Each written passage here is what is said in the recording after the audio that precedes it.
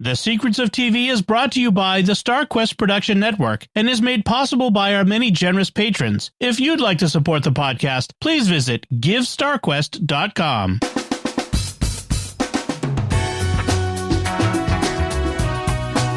You're listening to The Secrets of Television.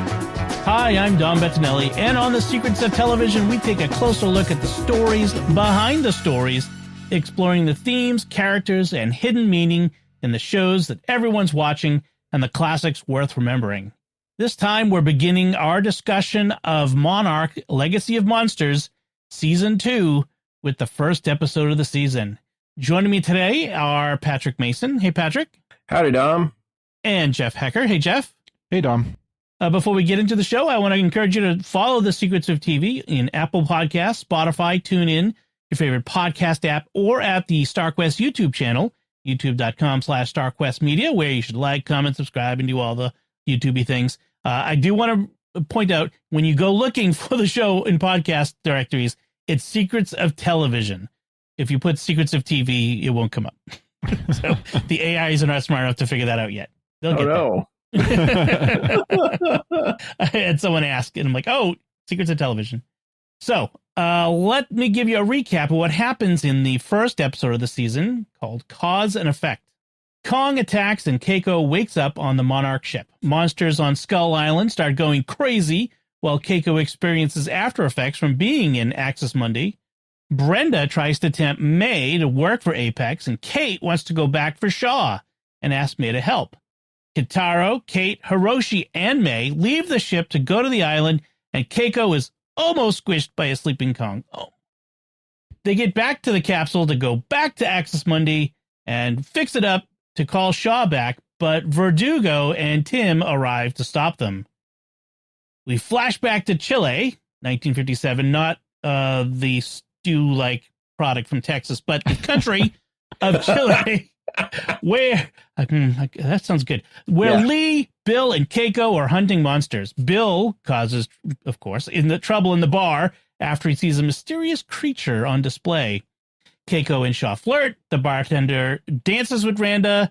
She tells them the locals worship this creature and shows them the cave paintings that they've got secreted away in exchange for them leaving.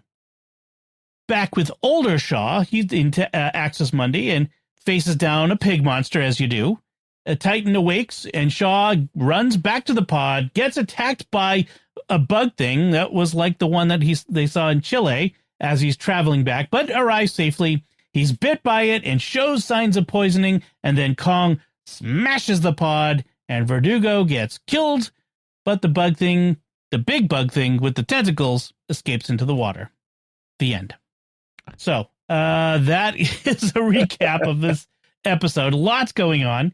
Let's start with our overall impressions. Patrick, what did you think of this one? I mostly liked it. Mostly. Okay. I think the thing that stood out to me the most was how quickly they went back for Shaw. I kind of thought that was going to be a longer plot point, like that might be the whole season or something to that nature. And it turned out to get resolved in like episode 1. So that I was a little confused. I was like, okay. But it also fell into what I realized they were going for as sort of the primary Titan plot line, which is find giant monster in the past, have to deal with giant monster again in the present. And so that's the trope we're dealing with. And it's familiar, it's nice, and I thought it's good. And we finally are dealing with the whole "you had two families" problem. At least it gets brought up. So for the most part, I liked the episode. It was a little rough at first trying to remember everybody's name. But we got there in the end. I should mention that Patrick, this is your first time watching through, so you don't know the rest of the season. But Jeff and I have seen the whole season at this point. So we're going to try not to spoil it before we get to the episodes. No guarantees. I might slip of the tongue, but I'll try not to spoil it. I'll be okay. Okay. Jeff, what'd you think of this one? Yeah, I thought it was a pretty good opening and pretty good setup. Like Pat, I think I rewatched the finale of season 1. I didn't go back and rewatch the entire season, but yeah, there's a lot of K names. Kintaro, Keiko, a lot of K's. So Yeah. it does get, you have to kind of keep who's straight in your mind, so who's who. But I thought it was pretty good. It set up the season nicely. Like Pat said, on my first time through, I was like, oh, like Shaw, rescuing Shaw is they're very quick to do that. And they also are very quick to resolve the whole Kong attacking, because at the end of season 1, he's attacking the base and we don't really know, or he's kind of coming to the base and we don't really know why, really what's happening. But they kind of resolved that very quickly. So I kind of too thought it was going to be a longer plot line, but we have to keep in mind this is kind of fitting in between the movies. I think this is between King of the Monsters. I think it's between the second one and the third one, if I'm not mistaken, kind of when it's taking place. Yeah. It's before Kong versus Godzilla versus Kong. Yeah. So King of the Monsters. Yeah. So, but yeah, I thought it was a pretty good setup. I'm glad we got back to Kurt Russell, because I love seeing Kurt Russell and everything. But it was really interesting hearing him, older Kurt Russell talk. Or I'm sorry, no, never mind. I skipped around in my rewatch a little bit on accident, so I won't say anything. Sorry. I think I know where you were going with that, but sorry, rewind.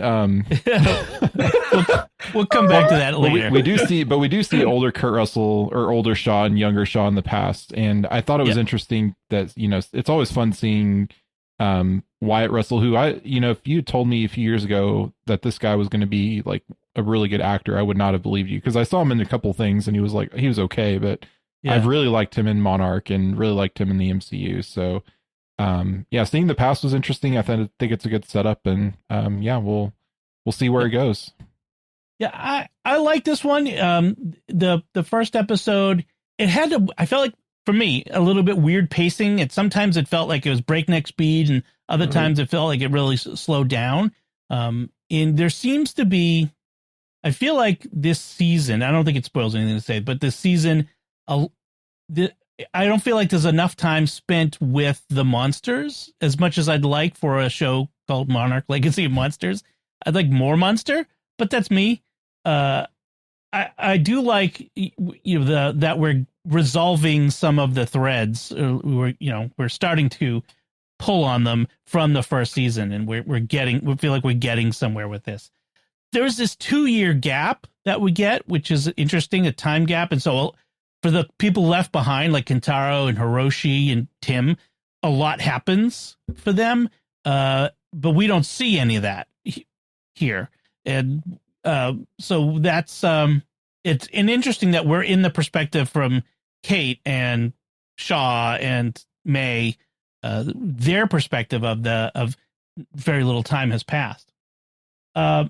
So yeah, it takes up right where season 1 left off, with Kong stomping everybody and people getting, as I put it, Kong stomped. They're just like squished. And this 16 confirmed dead. Yeah, we can confirm they are very dead. Kong and Skull Island really take center stage in this season, and in this episode. But it's a vital part of what's going on here.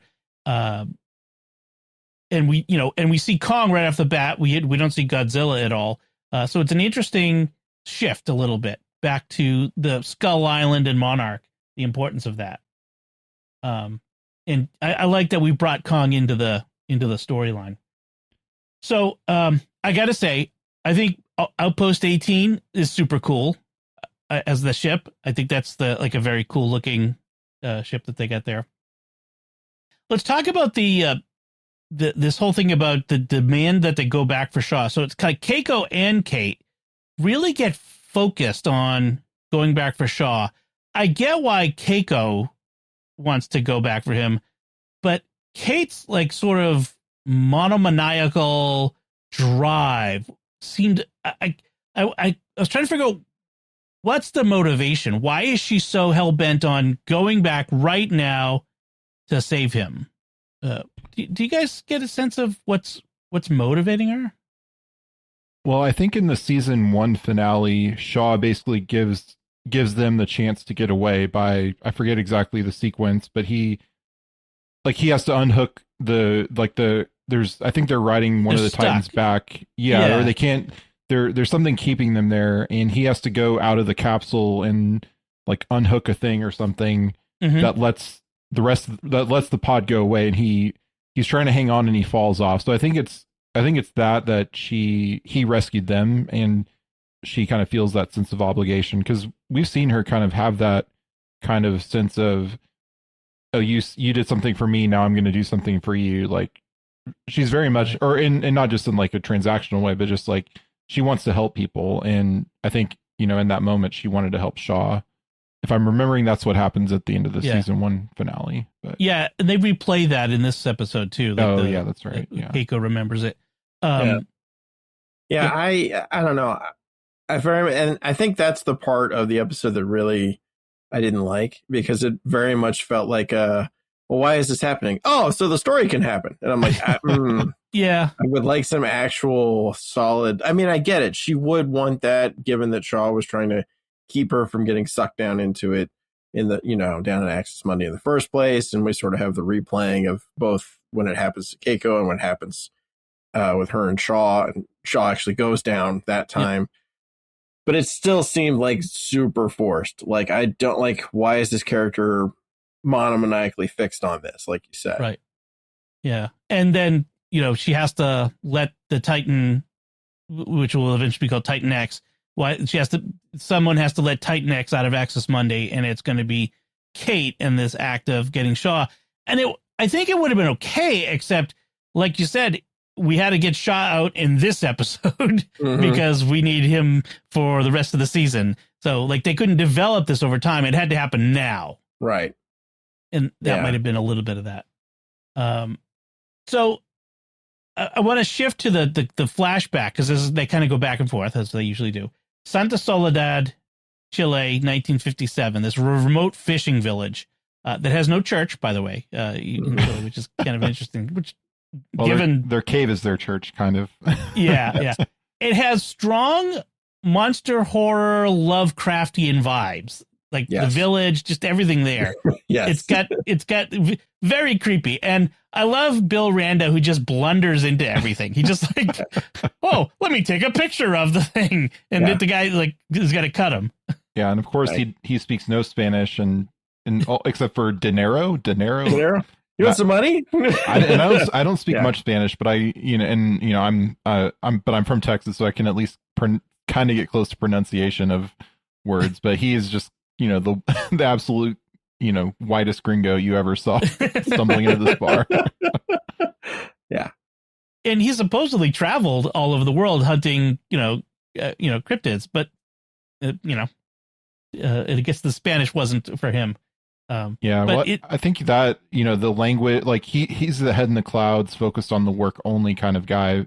And he's got Shaw, who's, knows Spanish and presumably other languages. And then Keiko, I would assume, knows some languages too. I mean, she at least knows Japanese and English, and probably knows, others, because she's very intelligent and much more, worldly than Billy is. Bill just go blundering around.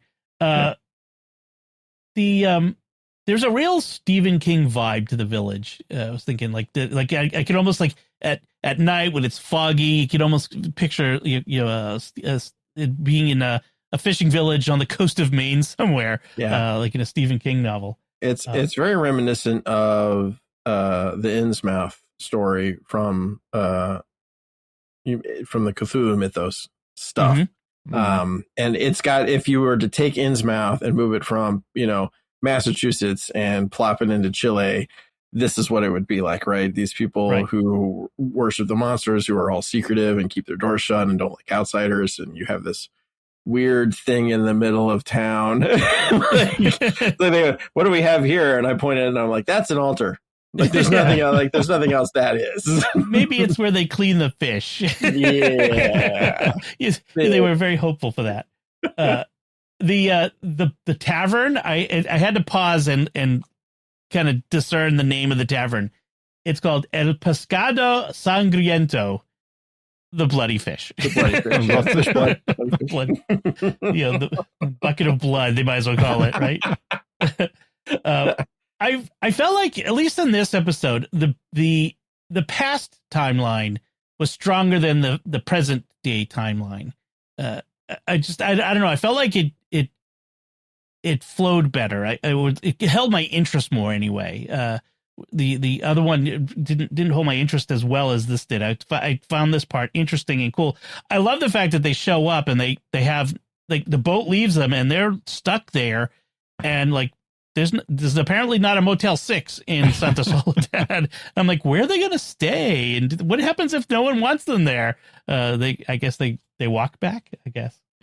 Yeah. I think this part flows better too, because you're only focused on 3 characters from their, you're having one point of view versus the future or current timeline, which has, you have Kate, you have Kentaro, Keiko, and plus others, and they're all kind of like have slightly different things going on, whereas these 3 mostly are the same. So I think it's probably it's easier to focus in on the 3, and the interaction between them is just a lot of fun. Like they're kind of having fun, whereas the future the future timeline, they're not really having fun. They're dealing with a lot of stuff going on. So that's right.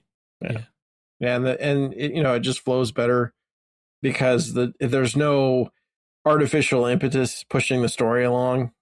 They're just moving through it as it happens, and that's the field they played for, and it was a lot better, I think, because of that. Because there's no frantic manic person trying to save Shaw. Both timelines have that weird, like, the love triangle, romantic triangle dynamic going on. It's kind of an odd, and it's mom and son both who are involved in these. Mm-hmm. It is an interesting dynamic. It creates interesting dramatic tension anyway. Even if I don't love the implication that Keiko and Shaw are going behind Billy's back, even in an emotional affair sort of thing. It's anyway. We'll get there. There's more to come. So Brenda from Apex Cybernetics pitches a job to May, now that May is back, because in season 1 May had been working for them and ran away when she saw what they were doing with her code. And she's saying we're on the cusp of learning how to live with the Titans. Jeff, did that strike you the same way that it struck me hearing that this time? Yeah, I think so. It was very much like live with, question, as she, sinisterly twirls her mustache. Right.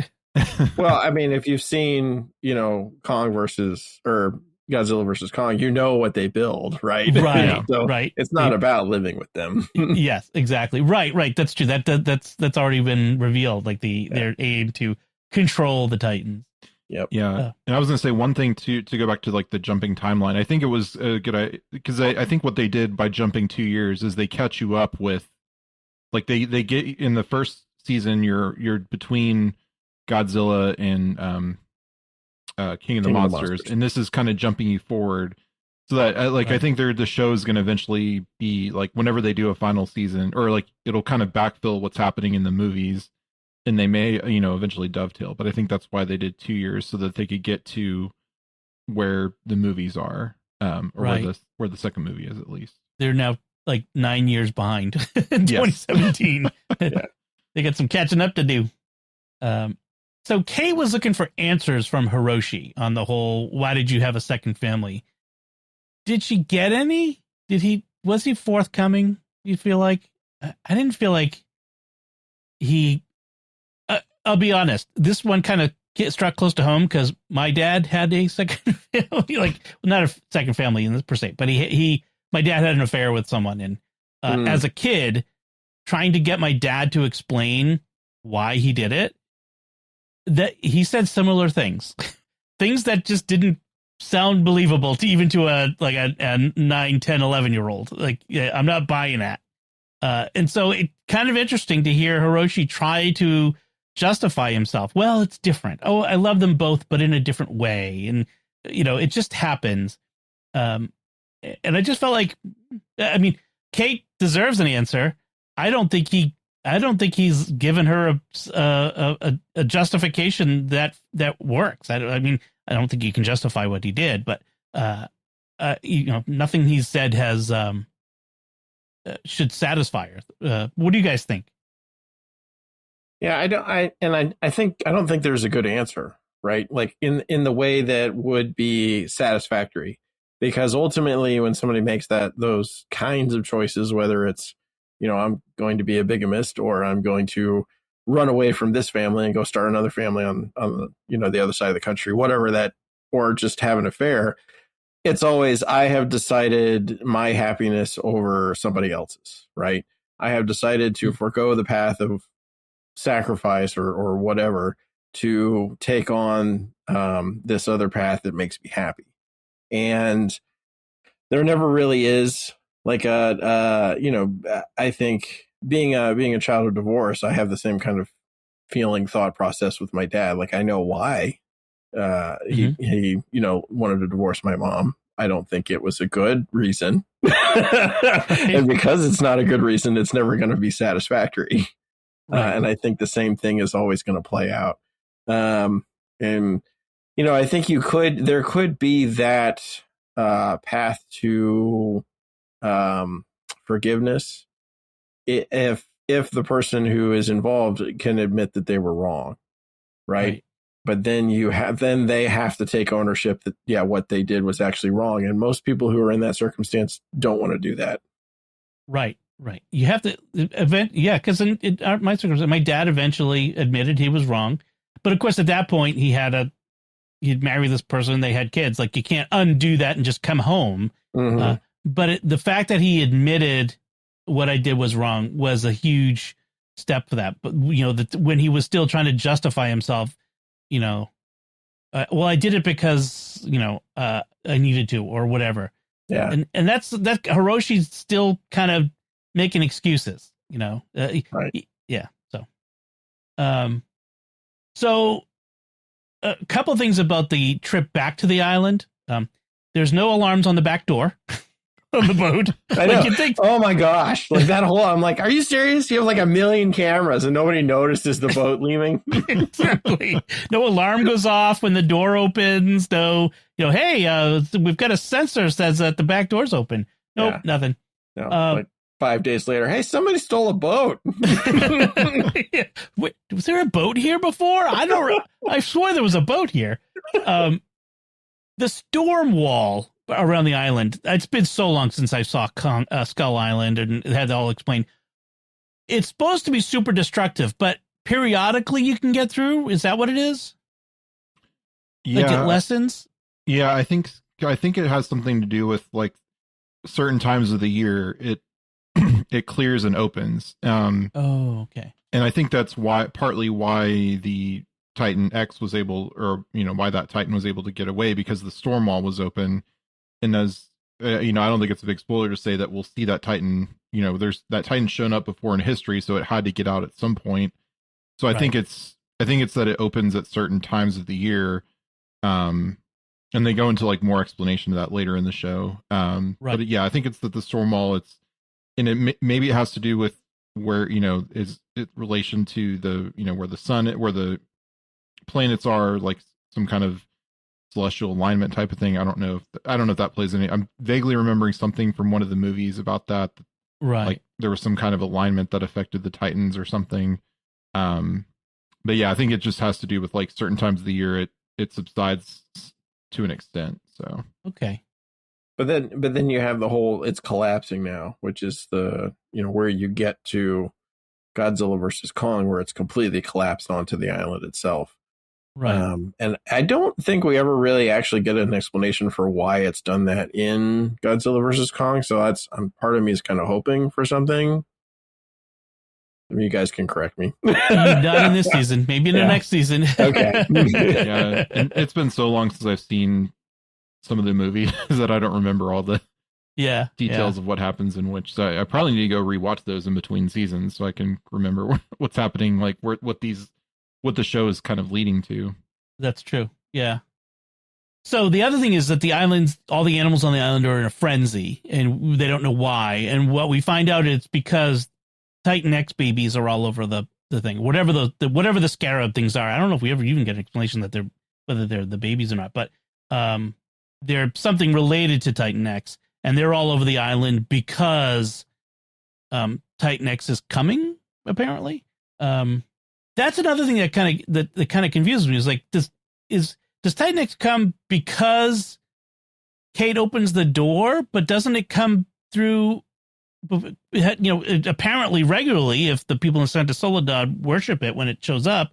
So I'm like, is Kate responsible for that or not? And that's kind of a question for me. And I don't think, again, not a spoiler to say, I don't think it gets resolved through the season. Maybe I'll be my memory is off, but I don't think it gets resolved, that tension. Yeah, I think it has something to do with the fact that they changed a natural pattern by opening the rift. That something natural, like a naturally occurring cycle, was altered. Okay. I think, if I'm remembering, it's I've seen the show, but it's once and it's been a month or two since it ended. So yeah, I'm forgetting a lot of the kind of the small details, but yeah, I think it's that by opening the rift, they altered something in the natural cycle of Titan X and other Titans. Yep. The it hibernates in the mountain, whatever it is. It felt like something broke the mountain apart, but then again, I couldn't tell what or why, because you had the portal, the Titan did or something. Yeah. Right. But then you have the question, like, why didn't it wake up 5 minutes ago? Like, right. Why now? Right.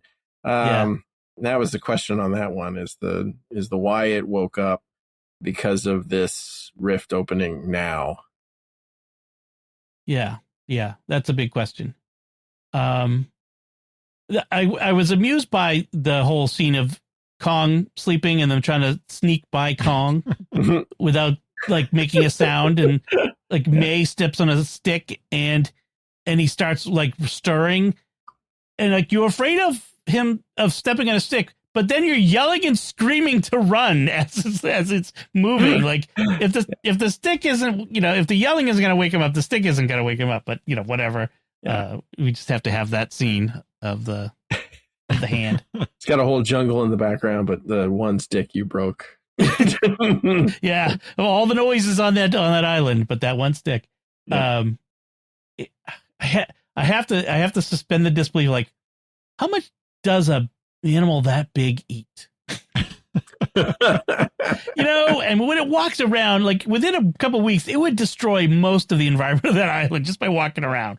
Yeah. But it's a big monster movie. You gotta suspend your disbelief. I like Keiko in 2017. Having her brought forward and have her out of time. She's an interesting character. She was an interesting character in the 50s, and she's an interesting character now in the 21st century. And she's got like 50 years of catching up to do. She doesn't know if she can be useful. Like Monarch is this massive thing now. When she left, it was this small startup little organization. And Tim tells her, and I like the scene, Tim tells her, you're what's missing. Like Monarch is all this technology and all this other stuff, but what it's missing is her vision, her heart. It's become this big, cold, sort of corporate thing. It no longer has that original entrepreneurial, excited passion for the mission. And I like that scene with Tim. Tim's really grown on me since the beginning of the first season. He was kind of annoying at first, but he's really grown on me. I like Tim now. Yeah, and as we'll see, like Monarch is definitely it's a government bureaucracy trying to run it, and we definitely will see that play out more and more but it was nice that getting, Keiko gets to kind of see her life's work when it was just her and Billy really, and then Shaw was kind of their handler. But that was, and then they had a few allies here and there, like Suzuki and others, but other than that, they were Monarch, and they were kind of a whole lot of, a small little group. And then now it's this whole massive thing. Right. That's, an important part of the world, because they're kind of one of the few things trying to solve the Titan problem that's happening. Can't imagine what it has to be like to live with, at any moment, Titans could roam the earth and stomp your town. Yeah. Yeah. But you can buy insurance though. You can buy, you can buy the Titan insurance, and like in forget which movie, but At one point, Shaw says no battle plan survives the first shot. And it's really no plan survives contact with the enemy. But I think it's just a little minor thing. But yeah. I like the no. Everybody's got a plan until they get punched in the mouth. Exactly, that's a good one. Yeah. I have to say, Kong Island had a very as they were going across it, had a very Jurassic Park vibe to it. You know, we're surrounded by 100,000 things that want to eat us sort of vibe. A lot of fun. I love Jurassic Park movies, so I like that part of it. Giant crabs. Those were giant crabs. Those were giant. All I could think was, how would they taste boiled?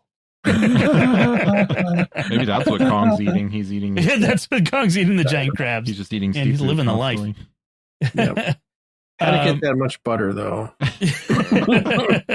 That's a lot of cows. That's a lot of cows. Well, there's the Titan pig that's in Aquamarine. Maybe he's got a Titan cow somewhere.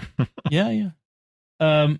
So back to Santa Soledad. Was the barmaid trying to help them, or was at the end there, or was she really just setting them up for what's to come? Sorry, Patrick.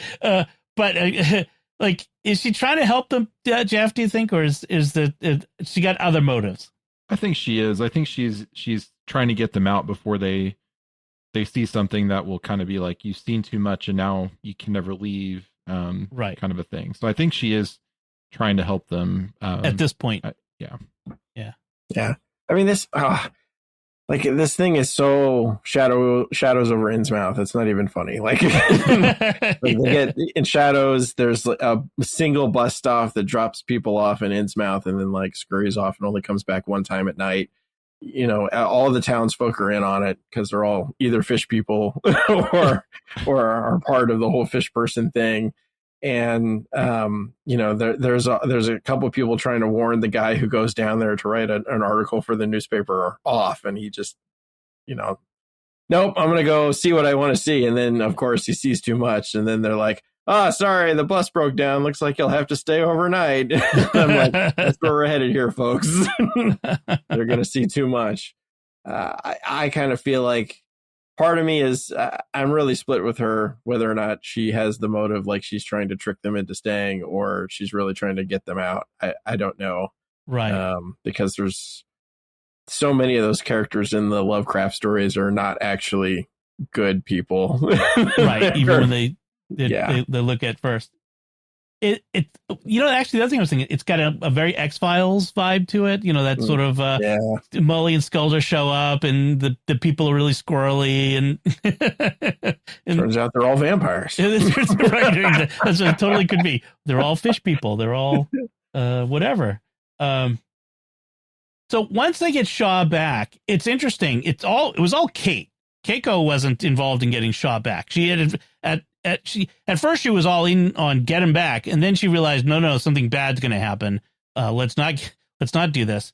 But he says to her, "You should have left me," and she doesn't say, "I tried to," because that would seem to be inapt at that moment. But she kind of did try to leave him behind. I just thought it was a kind of a funny moment where he's blaming her for coming to get him. She was like, "I wasn't trying to come and get you." Yeah. Sorry, go ahead, Jeff. I was going to say, I'll have to kind of be vague on this since it's a spoiler for later, but I think maybe Kate's monomaniacalness might have something to do with what kind of develops with her kind of ESP type things that develop later. So right. Maybe that's part of it too, is that she's, there's something else going on. It's that's kind of latching on to her, let's save Shaw, but something else kind of influencing her too. So. Oh, that's a good point. Yeah. Her Titan phone is ringing. Yeah. Well, and what kills me about the whole thing is Shaw will be fine. You could go 5 or 6 years and you come back and only I don't know, a day has passed. He's gonna keep. He's in the fridge right now. Right. He's in cold storage. Yeah, he'll be fine. We can plan this out and get him without having to go stir up the giant monkey again. Don't provoke the giant monkey. Yeah, can we not poke it with a stick, guys? Please. So after one episode, do you feel like season 2 leans more toward monster adventure, science fiction mystery, or family drama? And which do you think would be the better path forward? Just taking this one episode in view. But Patrick, you're the best candidate to answer that. I think, and I think it's split between the past and the present, right? So the past is definitely monster adventure.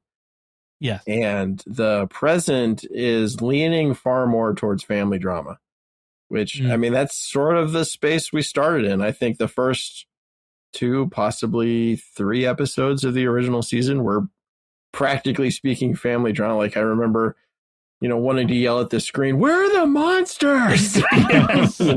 Yes. And then we got, plenty of Godzilla at the end, which was good. But so I have a feeling that's kind of where we're headed with this season 2. Jeff, do you want to weigh in on that, knowing where things are going? I think it's all the above. Like, I think it does a good job of kind of intertwining the family stuff and character progression along with the backdrop of the monsters and that stuff going on. And then, like, I think it's just it is a pretty well done show, I think. So I think it does a good job of kind of closing those loops that it opens in the season while kind of leaving the threads out there for the next season, which I think when it concluded, it wasn't announced that it was a season 3, but it has been announced. So good. There will be a season 3 of the show. There were times this season where I felt like it was a little too heavy in the family drama department. I'm like, let's get back to the monsters. Stop some things. But in general, I think you're right. It is it's both a monster show and a family drama show, and that's fine. It can't be all monster stomping. You got to have some. I mean, even like some of the great Japanese Godzilla movies, they weren't all Godzilla rampaging. There was good drama in it. There was good storytelling. So what was it? Godzilla? What was the one that just came out? Or Godzilla Minus Zero? Godzilla Minus One. Yeah. That was really a really good balance of human drama in the face of the monster. So I think this is in that vein. Yeah, and actually, I'm now seeing. I don't think it has been announced that there's a season 3 yet. So. Okay. Well, I thought I'd seen that they did, but my Google searching is showing that there's nothing official yet. So. It was a while between seasons. I mean, it was 3 years. Almost 3 years. Some of that might have been the writer strike too, but yeah, I mean now seasons are 2 or 3 years between a season of these big VFX heavy shows. So true. Yeah, and then it was I think 2 or 3 years between movies, so it's not like the show lost ground really. We're still kind of right. As far back as we were before. If they're trying to catch up, they're gonna need to do faster. Yeah. I have to say, the actress who plays Kate, Anna Sawai, is great. I saw her in Shogun. She's in this. She's just 2 very different characters, and she's just fantastic. I really like her as an actress in this. I mean, she's so versatile. It's really great. It's funny you say that because I was watching. So I hadn't watched Shogun yet, and I watched it kind of around when Monarch was coming out. So I was seeing Anna Sawai on my screen in 2 very different roles, like 2 times a week when I would watch each show. So, but yeah, she does a great job with those, and in here and in Shogun. Yep. So the other thing is, I think I mentioned already, but I'll revisit it. Is I think Keiko's struggle as a a woman displaced in time is one of the most interesting storylines. She comes back, and her son that she'd left behind is now an adult man, and she's got grandkids, and her husband is gone, and all these other things. And it's an interesting place for her to be in, and to kind of to see her experience this. So I think that's going to be an interesting aspect to the show. Do you guys have any other thoughts on this episode before we wrap things up? Patrick, any other notes on this one? Yeah, I think it's interesting how they've got the actress who's playing Keiko gets to play her both in the before times and in the after. Like it's the same, she's the same actress, right? Whereas the Russells have to split. They split a paycheck. Yeah. But I find it's kind of neat the way they did the time travel-y, timey-wimey stuff. It's not how I've done time travel myself, but each to their own. I usually just go forward in time. Yeah, or usually forward. Occasionally, I'm stuck in places, but that happens. Okay, Jeff, how about you? Any other thoughts on this one? No, I don't think so.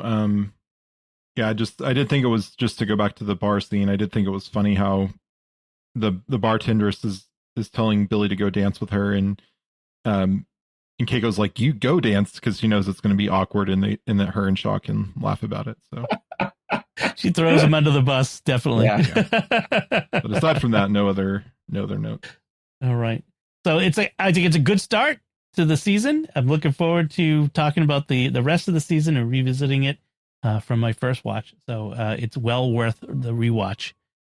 So we'd like to take a moment now as we wrap up to thank our patrons who make it possible for us to create The Secrets of Television, including Phil B., Christopher R., Hannah G., Vincent B., and Catalina U. Their generous donations at GiveStarQuest.com make it possible for us to continue The Secrets of Television and all the shows at StarQuest, and you can join them by visiting GiveStarQuest.com. So that's it from us. We'd love to get your feedback on Monarch Season 2's first episode, Cause and Effect. You can let us know by commenting on the show at sqpn.com/TV. Send an email to tv@sqpn.com. Visit our Discord community at sqpn.com/Discord and join our community discussions of all of the shows. Until next time, Jeff Haecker, thank you for joining me and sharing The Secrets of Television. Thanks, Tom. Patrick Mason, thank you as well. Oh, you're very welcome. Thanks for having me on. And once again, I'm Dom Bettinelli. Thank you for listening to The Secrets of Television on StarQuest. Here's another show on the StarQuest network you're sure to enjoy, The Secrets of Star Trek. Find it wherever fine podcasts are found or at sqpn.com/Star Trek.